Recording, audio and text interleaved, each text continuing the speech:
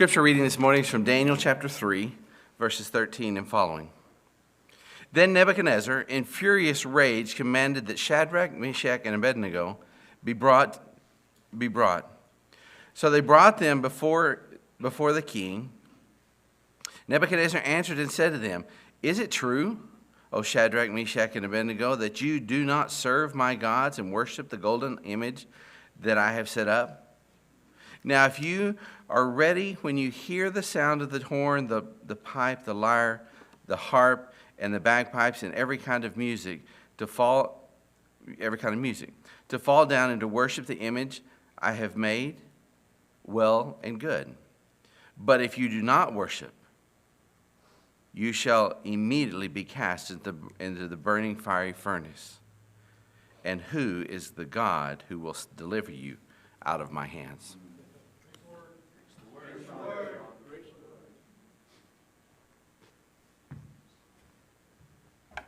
Is this supposed to be green? It is red.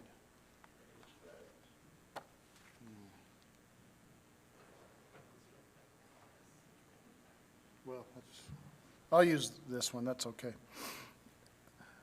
Well, hello there.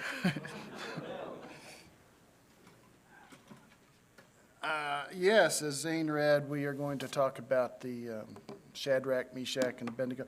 And I can't think of a time that I learned this. I can't think of a time where I didn't know this story. And I suspect that may be true for most or all of you. You know, we teach our kids these exciting Old Testament stories. And they're interesting, they're colorful, they're kind of fun. But there's some deep truths in these stories also. And we may leave some gaps as we teach our kids. We don't tell them everything that they might not be able to understand. And when I think of stories like that, I think of my mom reading to me from the Bible. And I think of dozens and dozens of Sunday school teachers. I don't know their names, not just at this church, but other churches that we went to on the way as I was growing up. And a lot of these ladies, they've been in heaven for dozens of years now. They've been gone a long time, but what they've left behind is still there. And we all play a role in raising kids and the future of the church. Yeah, there's some things that I remember from my time at Sunset. I remember things that our instructors have taught. But not just that. I remember so many ladies in Sunday school that taught us stories like the one we're going to talk about today. So, I guess the first time I would have heard about Shadrach at all would have been through like a kid's book. So I brought a kid's book. I brought a big kid's book. Okay. And I also wasn't sure if y'all would be able to see it, so I put it up on the screen. So let's go. All right, Daniel and his friends. Okay, I'm going to trust that you all know this story already, but we're going to read from Daniel and his friends. See if they get their facts straight. They really do. Now, this is not quite the New American Standard. It's more of a paraphrase. This might be the Message. I don't know. All right, so I know you can't read it. Soldiers marched Daniel and his friends to a faraway city called Babylon. Many of God's people would be slaves in Babylon, but God was watching over them. Okay so far? I think so. When they got to Babylon, the king chose Daniel and his friends to be his helpers. So they went to school in the king's palace. Every day, they learned new things. Okay, so here they are. They're learning new things.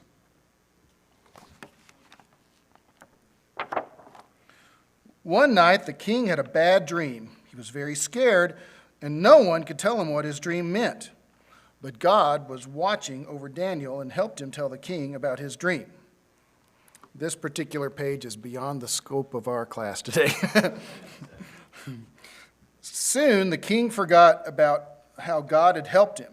He made a tall golden statue and ordered everyone to bow down and worship the statue instead of worshiping God. There's your statue. And there's the lyre and the zither and all those instruments that Zane was reading about.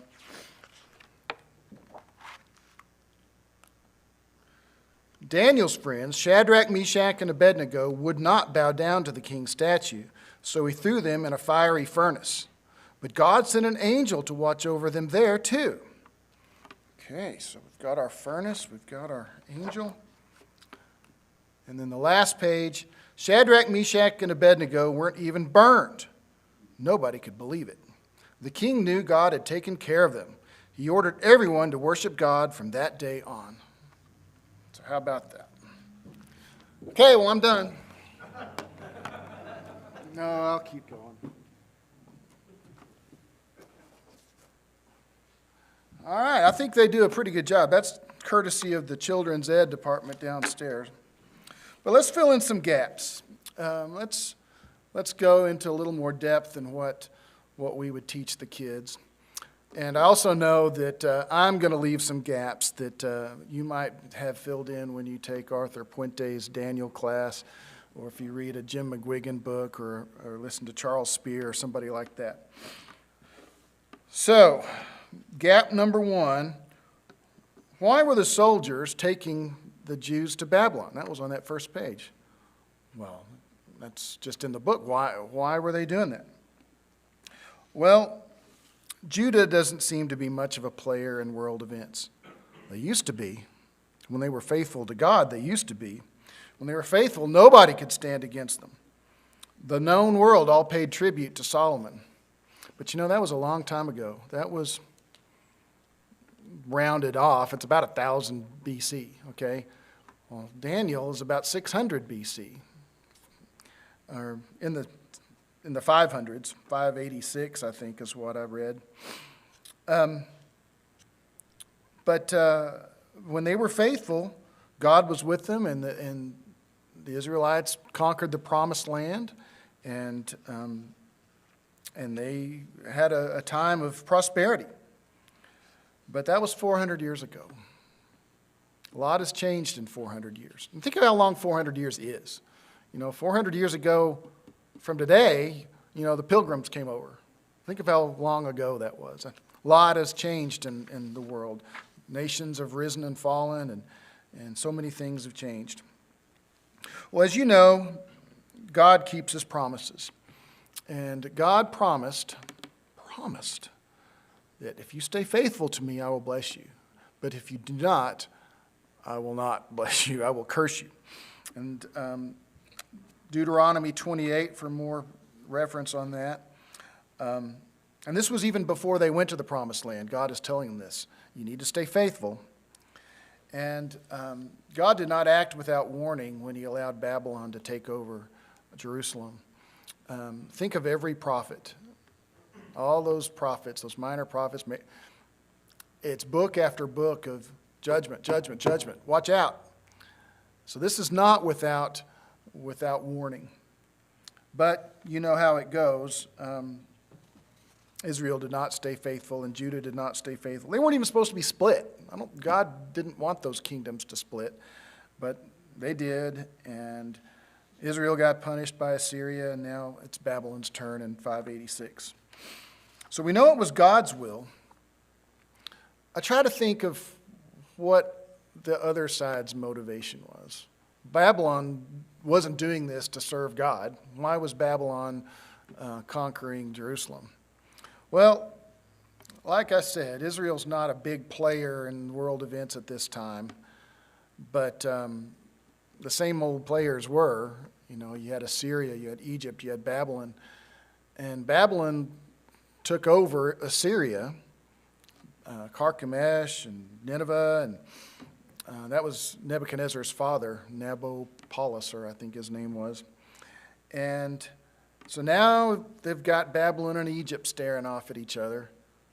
And for some crazy reason, Judah sides with Egypt. Well, Babylon's got to clear that threat out. So he comes and Nebuchadnezzar goes and takes over Jerusalem. And we know that this is God's will, that he does that. They didn't. And that also makes you think world politics today, everything you read in the news and stuff. God's working, and we may not see it or we may never see it. But God has a plan for all of that too. Oh. There's a map. So we know where Babylon is. Over here.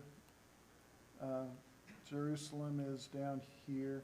So they got to go up all the way over here, where the green line is, to Babylon. Nobody goes straight across. That's the desert.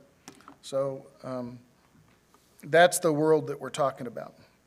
Okay, gap number 2. You saw it in our big book. What school did Daniel and his friends go to? The king ordered training for the captives from royalty and nobility. These were young men with no physical defect, handsome, showing aptitude. They were well-informed, quick to understand, and qualified to serve the king. These are guys like us. Well, maybe not the young part. What was his motivation of doing that? Well, I think it was to provide an opportunity for these Jews and to get some service out of them. These were some very bright people that descended from the nobility. They were going to be trained in the Babylonian language and literature. So this was a great opportunity. And it makes me wonder, were there some Babylonian boys that would have liked to have gone to this school? Is there maybe a little jealousy? How come they get to go and we don't? 3-year program. And with this special school comes some special privileges. I don't know what they ate, but they were to have food from the king's table. So whatever the king was eating was probably the best food they had. And so this was offered to the people in the school. Now, Daniel and his friends didn't eat it. It wasn't kosher. Probably was sacrificed to idols beforehand. They didn't want to eat that. They didn't want to defile themselves with that, so they ate vegetables instead. But it was offered to them, and God blessed them with good health anyway. So was this an opportunity? Was this something for service? Or was it kind of a brainwashing? Okay. Clearly, these captives have lost their homes, they've lost their families. They're in a faraway land. They didn't get to eat the normal foods they ate. And they even got new names. I think I have some new names up here. There we go. I'm not going to read all those, but Daniel and his friends had Bible names or godly names. Well, they were changed to names that honored the gods of the Babylonians. So they didn't even get to keep their names. So one other thing, and I'm no Hebrew scholar, but there is that word eunuch in this text. So did they lose even more than the other things? Maybe. Or that might be interpreted as just a servant of the king, as a eunuch. I don't know. I don't want to think about that too much. So anyway, they were offered a special school that would train them to serve the king. Now, is Babylon unique in this? I don't think so. You hear about these re-education camps, like China's famous for this, or some of the Soviet countries that you don't think like we do, we're going to re-educate you. And what that means is we're going to send you to prison. But what about us? What about the United States? We had some Indian schools back in the 1700s and 1800s. They conquered the Indian people and the Indian lands. Not saying that was all right what they did, but they did establish some schools to train Indian kids in language and history and give them a future. Their ways were going away, and so it was something that they were training Indians to do. Now, you're not going to read anything good about these. These were abusive. Yeah, you took kids away from parents, and certainly things that were maybe considered cruel. There was a TV show opposite the Georgia-Alabama game last night. It was on PBS, and it was one of these shows that says you should feel guilty about everything. But I will say, I think that their motivation was to help, okay? And so all of that sounds familiar. Babylon was doing it back then to give these captives a future. Now, even if we don't agree with everything that was going on in the Indian schools, I think we would agree that we needed to teach those kids the gospel message. These flags will tell you that. Jesus didn't tell us to go into the world and find people and leave them alone. He told us to find people and preach the good news. And there was some of that going on also. Okay, so these 4 Jews must have done very well in these schools. At the end of the time set by the king to bring them into service, the chief official presented them to Nebuchadnezzar. The king talked with them and found none equal to Daniel, Hananiah, Mishael, and Azariah. Those are the Jewish names. So they entered the king's service. In every matter of wisdom and understanding about which the king questioned them, he found them 10 times better than all the magicians, enchanters in his whole kingdom. That's in Daniel chapter 1. The next chapter after the dream story, then the king placed Daniel in a high position and lavished many gifts on him. He made him ruler over the entire province of Babylon,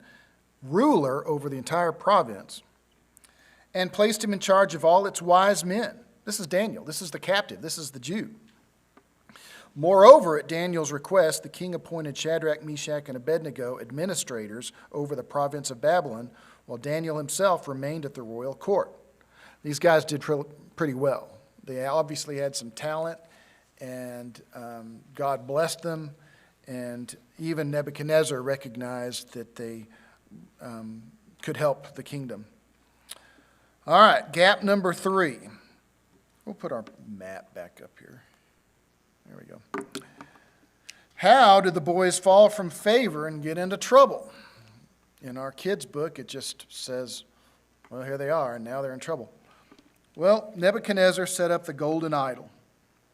It was 90 feet tall. That's the difference from home base to first base. Think of how far that is. So that's tall, golden statue. And they don't seem to be, Shadrach and those guys weren't necessarily in your face about it, but there was no way they were going to bow down to that idol. And some astrologers stepped forward and denounced the Jews. Why would they do that? Remember when I said this school might have been kind of elite? Maybe some of these Babylonians had it out for these Jews. Why are they in charge of these provinces? My son should have done that. My son could have been in that school. My son could have eaten the royal food. So they were probably looking for a way to get these guys in trouble, and they found it. So, or maybe they were just doing their jobs, but I think there was something more than that. So, what's Nebuchadnezzar going to do? He's built this idol. Great effort went in. They've got the band there with all the instruments. And what's he going to do? Well, this is a personal insult. Look at what all I've done for you Jews, and you're not going to bow down to my idol. I built this idol. This represents me. The Bible says that Nebuchadnezzar was furious. Now, he's not one of these leaders like Pilate that, whatever's easiest, I'll just wash my hands and be done. No, he's mad. He's into it. This is a public insult. Once it is brought out into the open, it is public. It is an affront to his kingship, his leadership, and he can't be just nonchalant about it. He can't let it slide. Now, I don't think that the boys were that open about it. They weren't standing. They wouldn't have advanced as far as they had if they'd have been just fighting every step of the way. The furnace would have come along before this point. But even though they're not in your face, they're not going to, there's lines you can't cross. Okay, gap number 4. Why do they have a furnace? They live in a hot part of the world, don't they? Why do they have a furnace? Well, this is not the kind of furnace that you heat your house with or keep warm with. This is probably for smelting ore. So you can control the temperature of this thing to burn out different impurities. Don't ask me how that works, but they have the ability to change the heat. And Nebuchadnezzar says, turn this up high.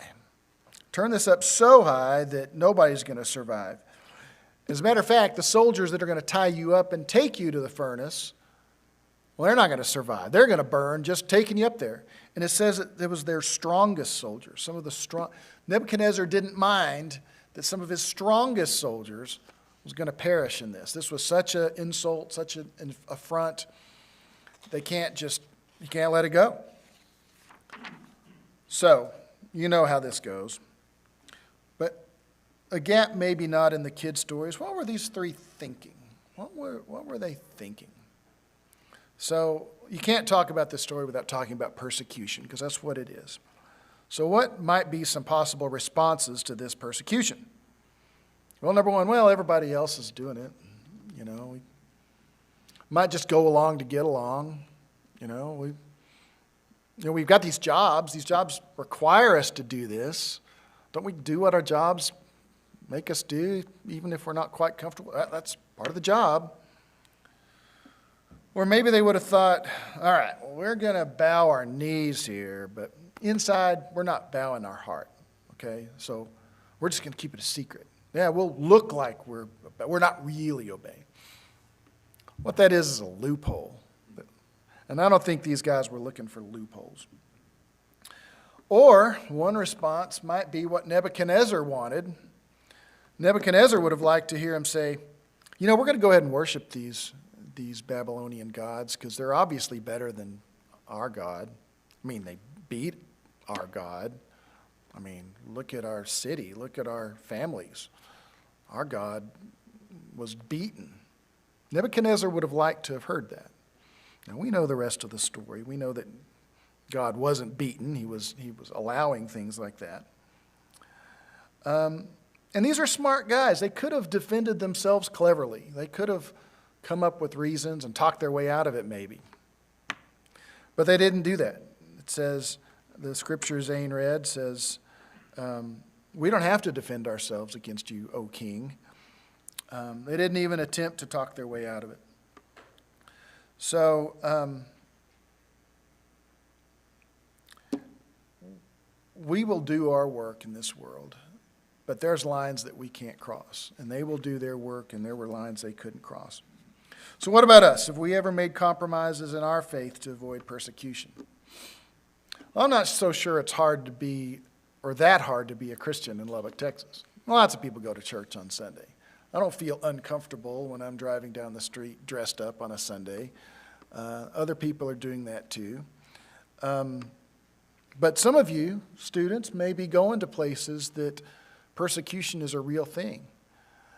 Some of our aimers may be in a place right now that persecution is a very real thing. But are there ever times when we've had to compromise a little bit? There may be some groups that we want to be a part of. I can remember playing sports in high school. I wanted to play sports, but why aren't you cussing like the rest of us? And I can remember different places I've worked. Hey, how come you're not drinking like the rest of us? You have to be peculiar.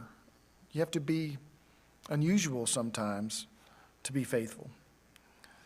But we live in this world, and we're supposed to live in this world. We would do no good at all if we were cloistered in some monastery. If all the guys here took a vow of silence, we wouldn't be of no good to the world if that's all we did. So we should be ready to go into the world and preach the gospel. There was a quote I read one time that I liked. It says, "Ships are safe in the harbor." But that's not what ships are for. Ships are to go off and be at risk. All right, so you know what happens to these guys. They go into the furnace. But there was a fourth guy. There was a fourth guy in the furnace. Who was that? Nebuchadnezzar describes him as he looks like a son of the gods. Now, I always heard that this was an angel, and I still think it was an angel. But not too many years ago, I started hearing people say, well, this was Jesus. This is Jesus before a pre-incarnate Jesus. And it might have been. I mean, it possibly could have been. I don't think so. I don't think there's any evidence of that. But one thing I like about that idea is that the idea is Jesus wasn't just born at Testament. Whether he was in the furnace or not, I doubt. Maybe he was. But I like to think that Jesus was present everywhere, even in Old Testament times. So I got another question. You know that the angel protected them, and they didn't even smell like smoke coming out of the furnace. But my question is, when Shadrach and Meshach and Abednego came out of the furnace, where'd the angel go? I never really thought about that before. I guess he kind of disappeared the way he appeared. But what if he had come out? Maybe Daniel and his friends were thinking that angel ought to come out. Because is this angel as strong as the one that killed 185,000 Assyrians? Maybe. Angels are pretty strong when they are blessed to or instructed to do things like that. 2 Kings 19, one angel kills 185,000 people. Why didn't he come out and do one of those Raiders of the Lost Ark, zap, zap, zap, and taking out the bad guys? Well, he could have, but obviously that was not God's will. What God's will was that this make an impact on the king and on the people, because this was public. And the king said that surely this was the God, and everybody needs to follow this God, because no other God could do this. Even Nebuchadnezzar could see that. All right, so where I want to leave this with is the phrase, even if he does not. When Nebuchadnezzar is hollering at Shadrach and those guys, they say, O king, our God is able to save us from this and from your hand. But even if he does not, we're not going to bow down to your idol. Even if he does not, is where we live, guys. Because really, what had Shadrach seen? They'd seen Jerusalem crushed. They'd seen the temple raided. They'd seen Babylon victorious. How many of their friends and acquaintances had been killed? How much of their family had been killed? They were of royal lineage. The kings didn't fare so well under Babylon, right? Wouldn't that make anybody question their faith? Oh, they can look back and say, well, I know God brought the Israelites out of Egypt, and there were some plagues, and that was a long time ago. What has God done for them lately? Well, helped them interpret a dream. But if you're facing a furnace, think of how hard that would be. Wouldn't the devil put a yeast-sized grain of doubt in your mind? I'm sure that he was.